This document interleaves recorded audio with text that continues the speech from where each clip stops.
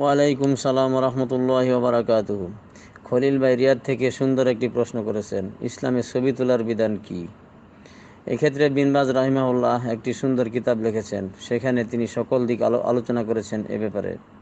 এখানে কথা হচ্ছে কম্পিউটার দিয়ে হোক, মোবাইল দিয়ে হোক, হাতে অঙ্কন করে হোক, যে কোনো ছবি তোলা নিষিদ্ধ। বিনা প্রয়োজনে যে কোনো ছবি ওঠানো নিষিদ্ধ। হাদিসে রয়েছে যে কিয়ামতের দিন সবচেয়ে আযাব হবে ওই সমস্ত লোকদের যারা ছবি অঙ্কন করে। ইন্না আশাদ্দান নাসি আযাবান ইয়াউমাল কিয়ামাতি আল মুসাউবিরুন। কিয়ামতের দিন ছবি উত্তোলনকারীদের, ছবি যারা উঠায় তাদের শাস্তি হবে সবচেয়ে বেশি। সুতরাং এখানে সুস্পষ্টভাবে ছবি উঠাতে নিষেধ করা হয়েছে। নবী করিম সাল্লাল্লাহু আলাইহি সাল্লাম আরও বলেন, তোমার যদি ছবি ওঠানোর ইচ্ছা থাকে তাহলে গাছপালার ছবি ওঠাও এবং ওইগুলোর ছবি ওঠাও যেগুলোর প্রাণ নেই। যে ছবি উঠাবে প্রাণীর ছবি, কিয়ামতের দিন তাকে বলা হবে যে তুমি এগুলোতে প্রাণের সঞ্চার করো। ওয়ালাইসা বিনাফিকিন, সে প্রাণ সঞ্চার করতে পারবে না। সুতরাং একাধিক হাদিসের আলোকে বোঝা যাচ্ছে যে ছবি উঠানো সম্পূর্ণ নিষিদ্ধ। বিনা প্রয়োজনে ছবি উঠানো হারাম। চাই সেটি মোবাইল দিয়ে হোক, কম্পিউটার দিয়ে হোক, বা হাতে অঙ্কন করে হোক, ক্যামেরা দিয়ে হোক, যে কোনোভাবেই হোক ছবি উঠানো সম্পূর্ণ নিষিদ্ধ।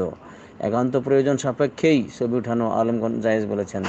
যেমন একামাতে ছবি লাগে, পাসপোর্টে ছবি লাগে, হজে আসতে ছবি লাগে, পরীক্ষা দিতে ছবি লাগে, অপরাধীকে শনাক্ত করতে ছবি লাগে। এ জাতীয় প্রয়োজনে শুধুমাত্র ছবি ব্যবহার করা যাবে, অন্য কোনো প্রয়োজনে ছবি ব্যবহার করা যাবে না। এমনকি শিক্ষামূলক ছবি ব্যবহার করা যাবে। এছাড়া বিনা প্রয়োজনে ছবি ব্যবহার করা কোনো ক্রমেই জায়েজ নেই।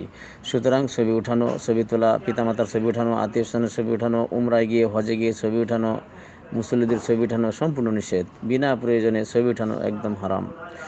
জি খলিল ভাই, এ ব্যাপারে অনেক লেখালেখি আছে, অনেক বক্তব্য আছে, আমি আর বিস্তারিত কি আর বলবো। আমি শুধুমাত্র বিন বাজ রাহিমাহুল্লাহ তাআলার ছোট্ট বইটির দিকে ইঙ্গিত করছি। যারা এ ব্যাপারে সন্দেহ পোষণ করে তাদেরকে আমি বলবো যে ওই বইটি আপনারা দয়া করে পড়ে নেবেন। আমি আবারও আমার কথা সংক্ষিপ্ত আকারে বলছি যে বিনা প্রয়োজনে ছবি উঠানো ইসলামে সম্পূর্ণরূপে নিষিদ্ধ। ধন্যবাদ খলিল ভাই। আসসালামু আলাইকুম রহমতুল্লাহি ওয়া বারাকাতুহু।